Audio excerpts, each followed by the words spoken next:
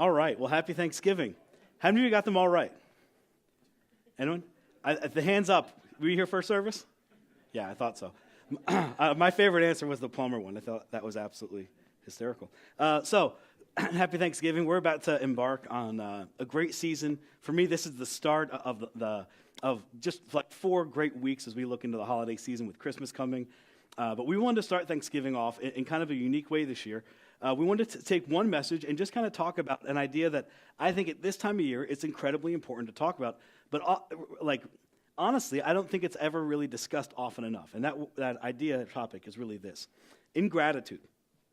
Ingratitude. Very few of us, or very few things rather, sting in a relationship like feeling unappreciated. You know, you give a lot, you serve, you extend yourself, you put yourself out there. Maybe you kind of go above and beyond. You do a little more than you thought you'd ever do. And the feelings aren't ever reciprocated. That kind of hurts. And oftentimes what we see with ingratitude is you just kind of feel like taken for granted, right? You work hard. Maybe you invest yourself in some community thing. Maybe you've married them. Maybe you're raising them.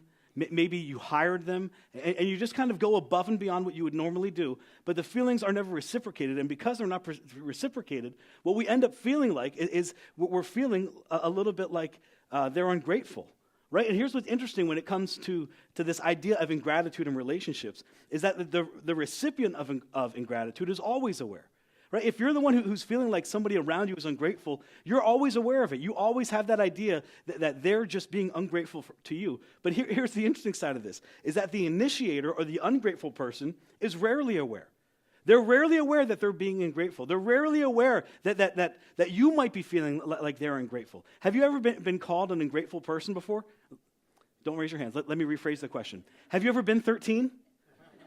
Right? Like somewhere along the lines, we all have this idea that they're just feeling a little ungrateful. And then someone tells you, man, I just feel like you're being a little ungrateful.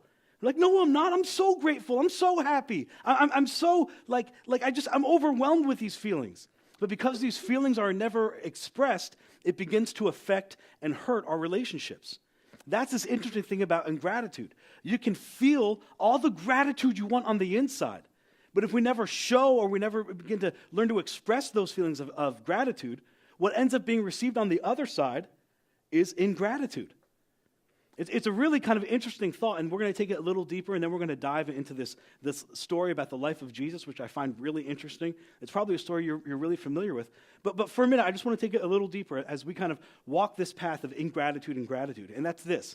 Gratitude and ingratitude are both relationally determinative.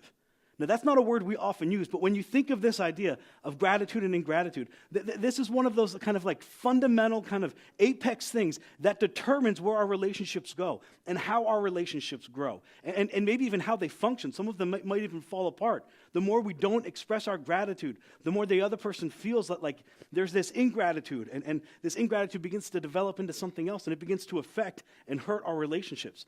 Gratitude and ingratitude are both relationally determinative.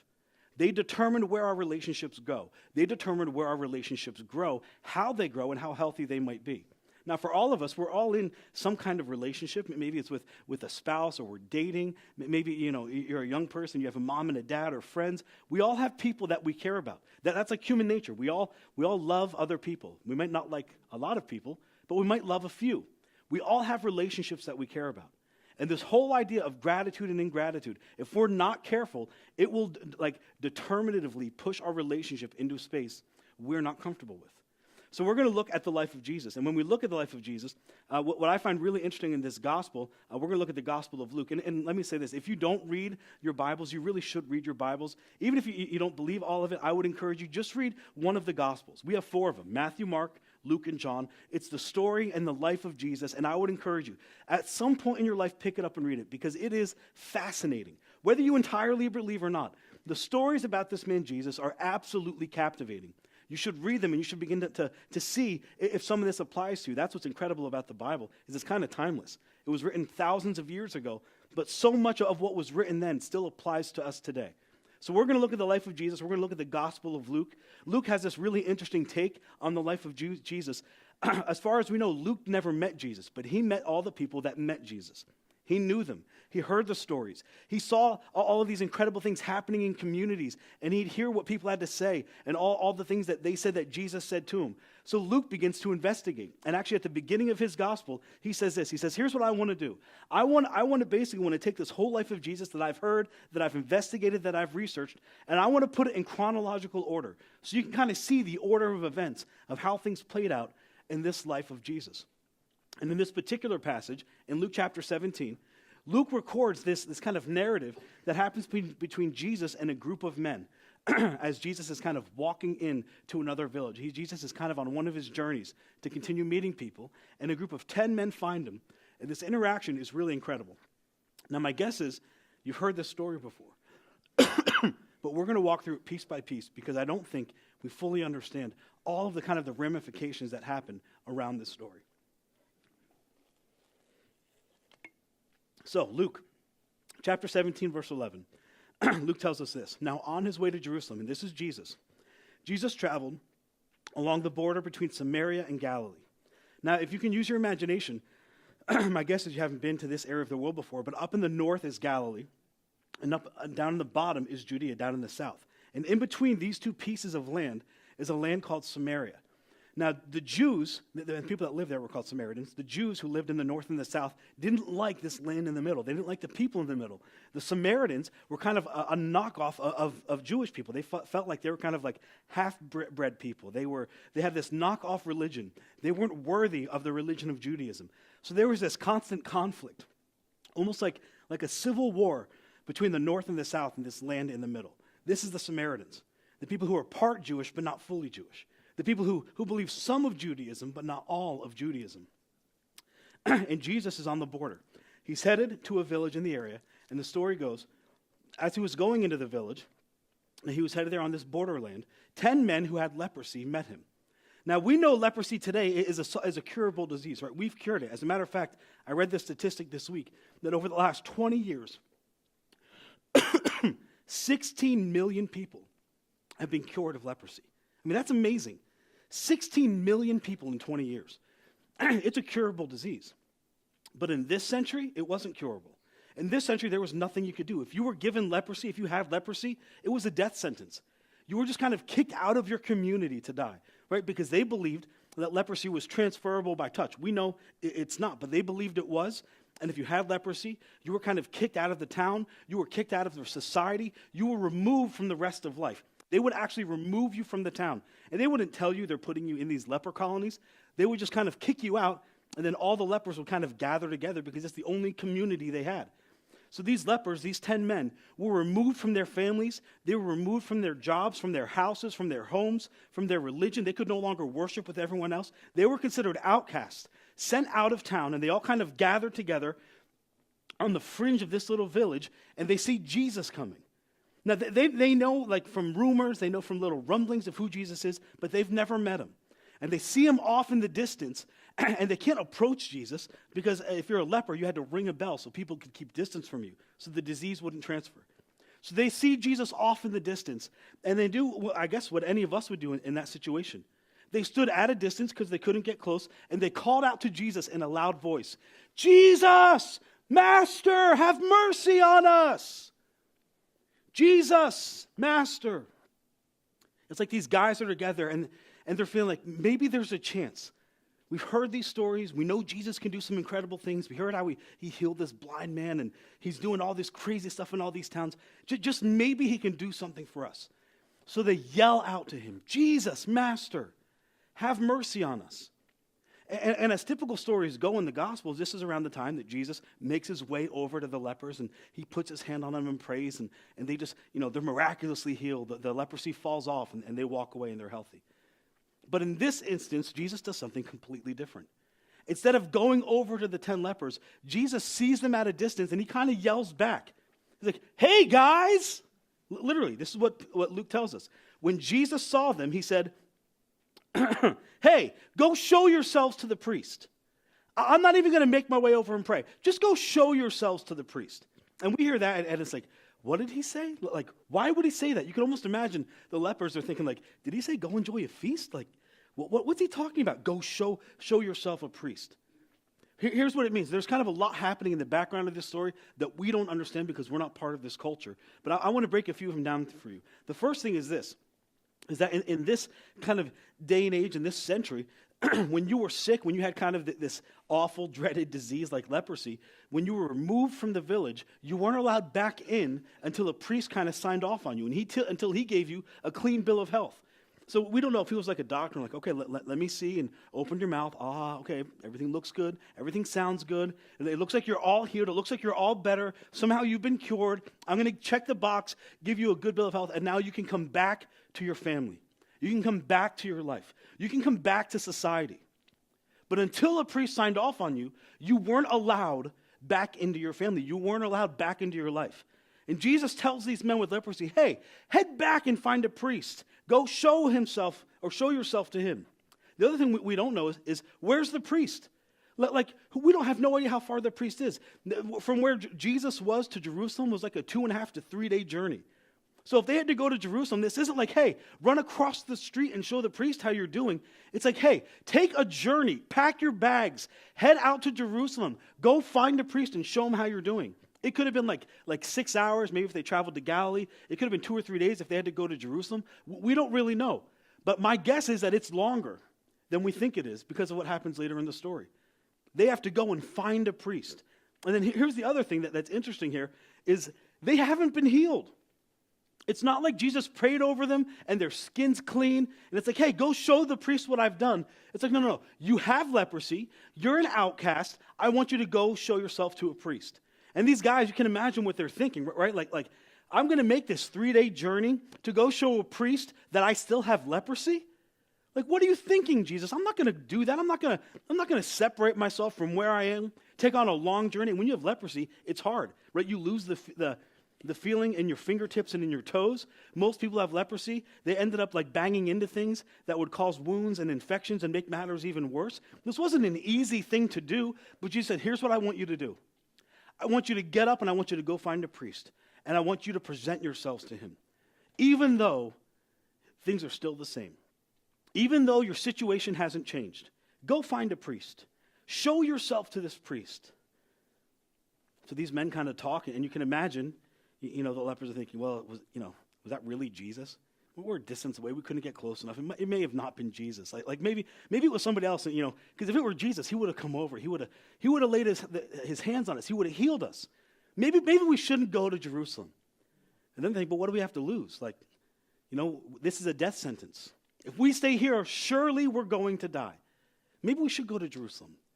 And then, I have family in Jerusalem. Yeah, my cousin lives in Jerusalem. I have a sister that lives there. I haven't seen her in years. You know what? Let's just go to Jerusalem. So here's what they do. Luke tells us they got up and they went. And as they went, they were cleansed. That somewhere between getting up and beginning to walk to when they met the priest, they were healed of their disease. That it wasn't like you're healed of your disease and now get up and go. That somewhere along the way, maybe a few hours into their journey, maybe it was a few days into their journey, maybe they went to bed the first night and woke up the next morning and somehow they were miraculously healed and the leprosy was gone. That somewhere along their journey, they were cleansed and they were healed. My guess is it was a few days in. I kind of read the story and I imagine they're like on the gates of Jerusalem about to walk in and see the priest. And they realized they're healed. And then something significant happens. And this is where this whole story begins to intersect with this idea of ingratitude and gratitude. One of them saw that he was healed and came back to Jesus. One of them, on his way into the city, on his way to see the priest, on his way to meet the man who could give him a new life, a new bill of life, a new hey, welcome to your family. Welcome to all the things you left. Welcome back to our society. On his way in to get his clean bill of health, he sees that he's clean. He leaves the man who can give him the new life, and he turns back around to go find Jesus. Now, Jesus was on his way into a village. My guess is Jesus is kind of hanging out in this village with his disciples, getting ready to make a journey down to Judea. He's in the village, and this man who's been healed, he comes and he finds Jesus. And Luke tells us that he's on his way to Jesus, praising God in a loud voice, just so thankful for what God had done. And when he finds Jesus in verse 16, he says he threw himself at Jesus' feet and thanked him.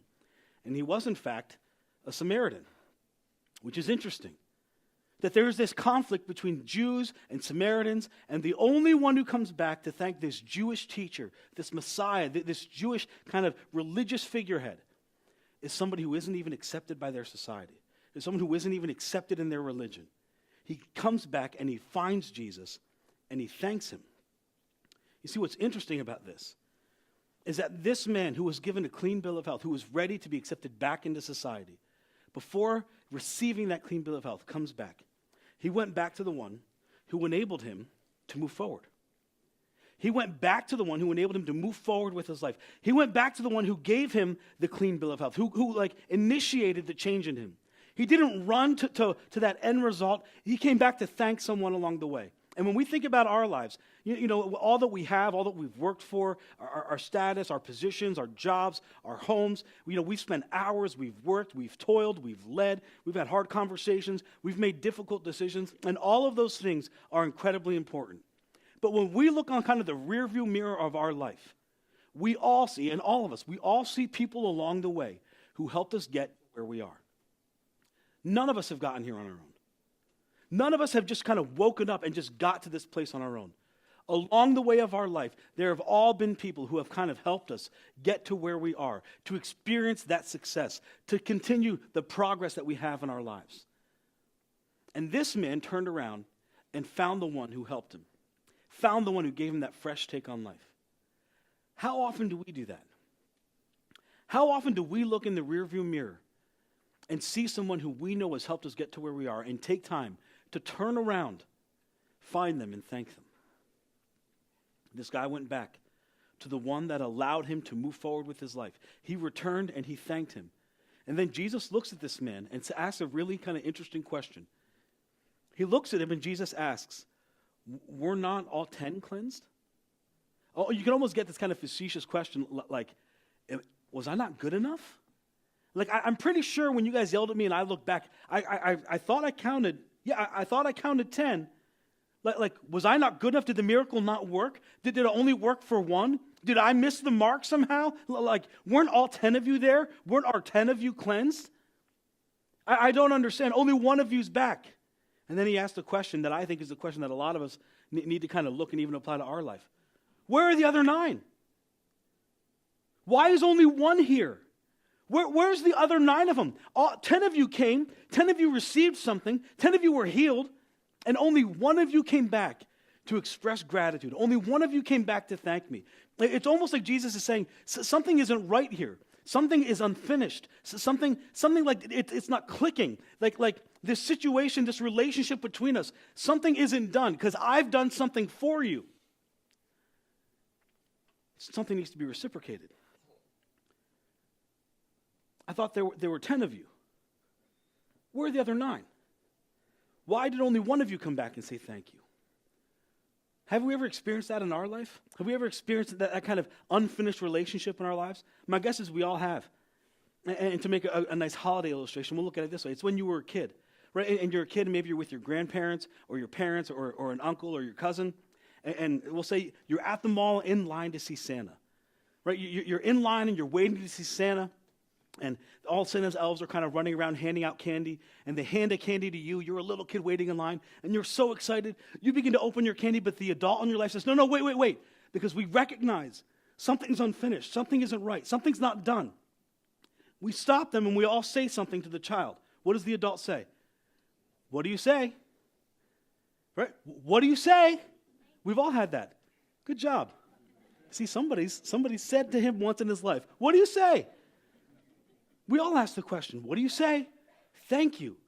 Because as adults, we can see that the relationship isn't complete. Like something happened, but it wasn't reciprocated. Well, what do you say? You got to finish it. You got to conclude that thought. You got to finish it. And as kids, it's kind of hard for us to get. I have 3 kids, and I feel like I say that all the time to all my kids, every day. What do you say? Thank you. You see, and we look back now, and we can kind of laugh at it, and it's kind of silly, but let me apply it for us as adults. How many times have you taken a moment to look back on your life and people that have helped you get to where you are, people that have been with you, people that have done things for you, that have encouraged you? How many times do we take a moment and say thank you. What if I were to ask you to say today? What do you say? Have you taken a moment? Have you expressed your thanks? Applying it to the story with Jesus, where are the other 9? Something isn't finished. Are we going to be like the 1 who comes back, or are we going to be like the 9 who continue to move on? The story continues. Jesus continues to say to this man, has no one returned to praise God except for this foreigner, except for this man who isn't even accepted among our people? Then he said to him, rise and go forth, for your faith in me, your faith that you believed that I am who I said I am and I would do what I said I could do. The faith that believed to get up and walk and find a priest even though you still had leprosy. The faith to move even though what you saw didn't line up with what you believed. That faith has made you well. Now, if we just kind of read this story in isolation, we just read it there and we kind of, finish it and we're just reading to ourselves, we all kind of get the same idea, don't we? We kind of think, man, that was so nice of that guy, but how ungrateful of the other 9. Right? Like how extraordinarily ungrateful those other 9 people were to never go back and thank Jesus. But my guess is that if we could find the other 9, if we did some investigation and we tracked these men down in Judea or Jerusalem or wherever they ended up and we said, hey guys, hold on, wait. Are you even grateful? My guess is all of them would say, oh man, we are so grateful. We are so thankful. Our hearts, our souls, our minds, they're just overwhelmed with gratefulness. I mean, we were given a death sentence and Jesus gave us life. We are so grateful. But you never said anything. You never found Jesus. You see, for the other 9, they felt it. They all felt it. I guarantee they felt it. Without what Jesus did, they would have died out in the desert. They felt their gratitude. They just didn't express it. And that's the key for us. How many of us go through life feeling grateful, feeling gratitude, but never learn to express our gratitude to other people? You see, this really is a determinative relationship. Our gratitude and our ingratitude kind of determine where our relationships go. And that brings us to this whole idea during this Thanksgiving season. It's a really, really simple idea, but it's a really dynamic idea that isn't often talked about. When it comes to our gratefulness, when it comes to even expressing our gratefulness, here's a few statements for you. Unexpressed gratefulness communicates ingratitude. Unexpressed gratefulness communicates ingratitude. Even though you might feel entirely grateful and so thankful for that person and what they've done and what they've meant to you and how they've gone over and above, when we don't express it, the person on the other side of us receives that gratitude as ingratitude. Well, they don't appreciate it. They don't appreciate my hard work. They don't appreciate what I've done. They don't appreciate me as a person. When we keep our gratitude to ourselves, it's expressed as ingratitude to someone else. Here's another one. Unexpressed gratitude is actually experienced as rejection. Right? The more it goes on, the more we don't express it, the more it feels like rejection. And you hear things like this all the time. Right? It's kind of this, what communicates this is like, I deserve that. Right? Like, have you said thank you? No, I deserve that. I don't have to thank my mom. That's what moms do. That's like a mom's job. I deserve that. Well, aren't you grateful? Yeah, I deserve it. That's what he's supposed to do. He's supposed to work and provide for the family. I deserve it. That's what she's supposed to do.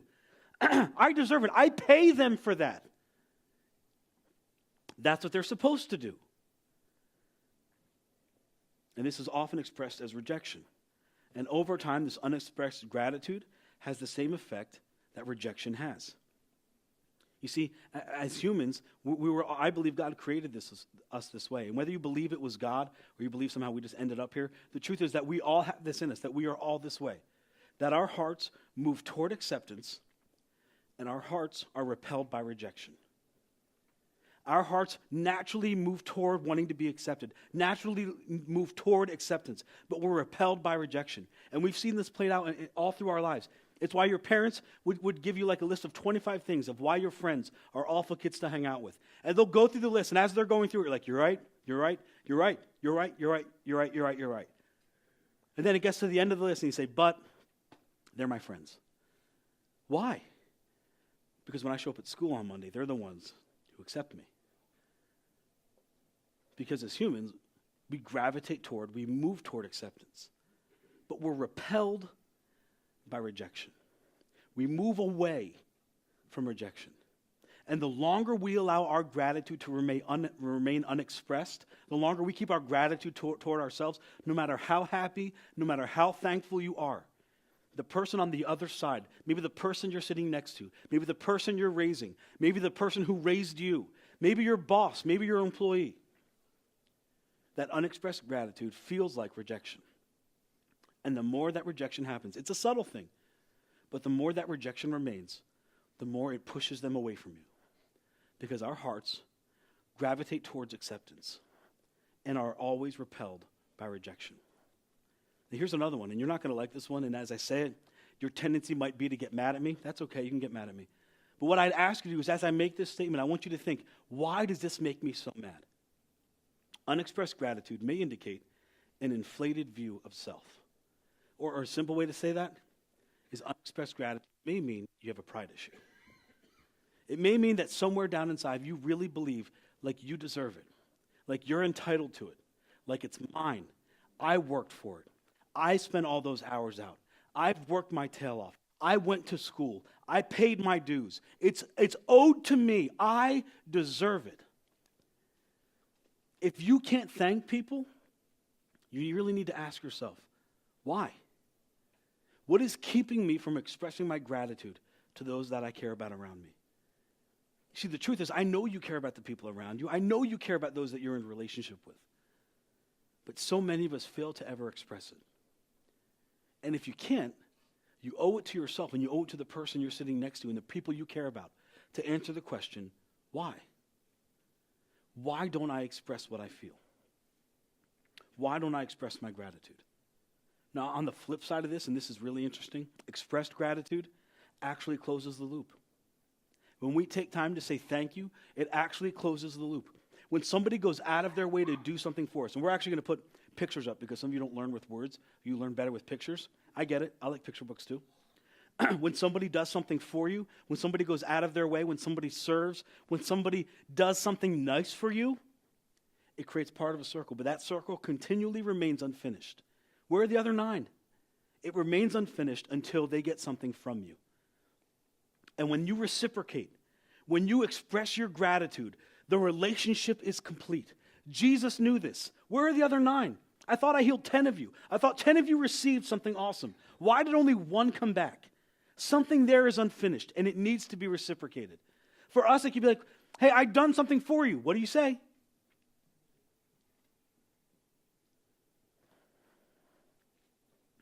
Here's the bottom line. Here's what I need you to remember as you go home. Gratitude is not enough to feel it. It's not enough to feel it. We all feel it. My guess is some of you are feeling it right now. It's not enough to simply feel gratitude. You've got to express it. The change in your relationship comes when you learn to express it. The change in how your relationship moves and grows is completely transformed when you learn to express it. Gratitude unexpressed leads to feelings of ingratitude and rejection and will actually repel the people you care about the most away from you. But gratitude expressed closes the loop.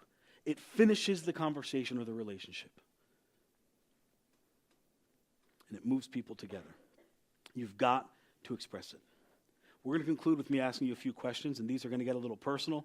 You may not like some of these, but that's okay. But before we dive into these questions, I need to give kind of a little precursor to this.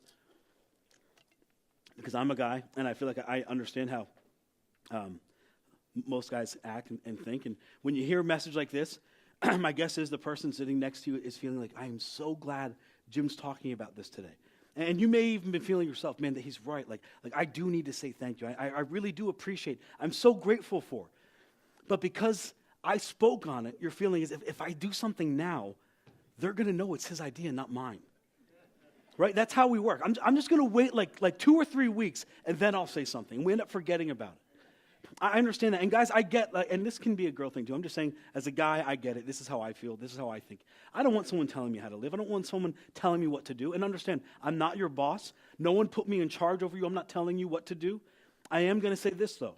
Now that it's been said, and now that you know, and now that the person you love who's sitting next to you knows as well, if you don't do anything, it hurts even more. It hurts even more.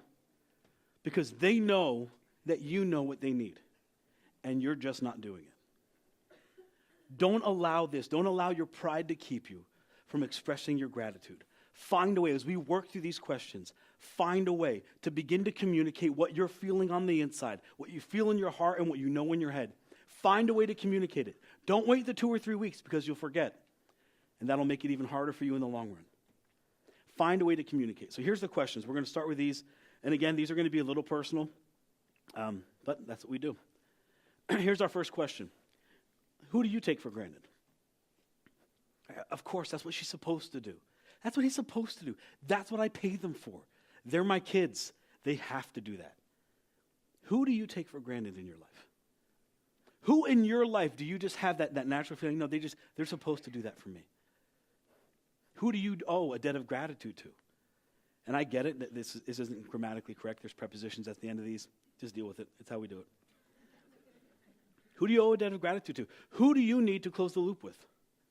When you kind of look back over your life and you kind of see the people and you see the faces and you look back on the people in your life who you know helped you get to where you are today, who do you need to circle back around and close that loop with?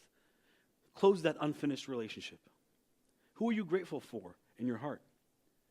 But who needs to hear it or see it in your behavior? And who needs to hear it from your lips? And who has greatly facilitated your progress? When you look back on your life, my hope is as we've kind of worked through this, that there are names and there are faces, there are people that even now are standing out to you. Yeah, that's him. Yep, that's her. I've got to thank them. I've got to find a way. Who in your life have you taken for granted that you need to circle back around and say, thank you, thank you, thank you? You may have felt it for all these years. You may have felt it for your whole life. But because you never expressed it, it's been communicated to them as ingratitude. And my guess is it's pushed them further and further and further away.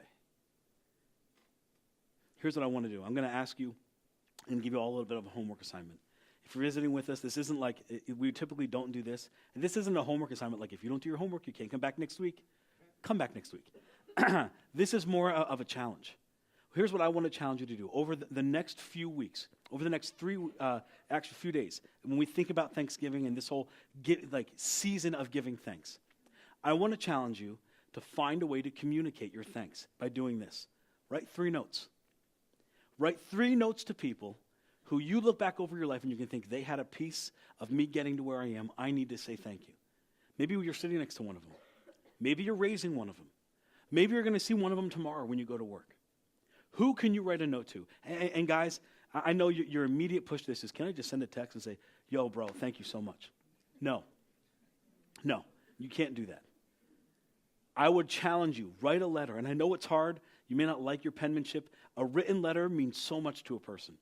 But if you're the kind of person who wants to hide behind a letter, maybe you need to give them a call and set a coffee date. And say, you know what, we need to go out. I need to talk to you about something. I want to challenge you, and I'm going to do the same thing myself. As I prepared this, I could immediately see 3. As a matter of fact, my list went on. It was way longer than 3. And you're probably going to feel the same way. But pick 3 this week. Who can you give thanks to? Who can you say, thank you so much? If it wasn't for you, I wouldn't be here. If it wasn't for you, I wouldn't have this. If it wasn't for you, I may have never had my kids or my wife or this job. If it wasn't for you, maybe I never would have wound up in church and met Jesus. If it wasn't for you, my life wouldn't be different. If it wasn't for you, my life would have been the same it was. Broken and a mess, looking for a hope, looking for a future. Who in your life can you take a moment and say, thank you? Gratitude unexpressed is always experienced as ingratitude. And the longer we allow it to remain unexpressed, the more it leads to rejection. Can you take time this week and find a way to begin to express what you've been feeling on the inside for years and years and years? Just like those 9. I guarantee you those 9 men, those other lepers, were so thankful for Jesus. But they never expressed it. You're going to be the 1, you're going to be the 9. Let me pray for you. Heavenly Father, I thank you so much for this incredible text. I thank you for Luke, who decided to take all these things that he had heard and researched and written down and put them in an order so we get this incredible glimpse into the life of Jesus. I thank you for this incredible story, Lord, that it shows so much about who we are as people and really, God, how much it means to give thanks. And during this season, this next few weeks, as we've kind of set time aside as a nation to give thanks, I want to start this morning by thanking you. Thank you, God, for every person here. Thank you for Jesus. Thank you for what you've done. Thank you for that incredible story of life change today with Paul. Thank you, thank you, thank you, God. As we continue to move on with our lives, I pray that you would give us the wisdom to see the people in our life that we need to thank, and to even give us the words to realize, God, that it's not good enough to say, hey, thanks so much for that, but to give detail. Thank you for investing in me. Thank you for choosing me. Thank you for helping me do this. And I pray as we begin to see those people and as we begin to write these words down, God, that you would give us the courage to do it. In Jesus' name I pray.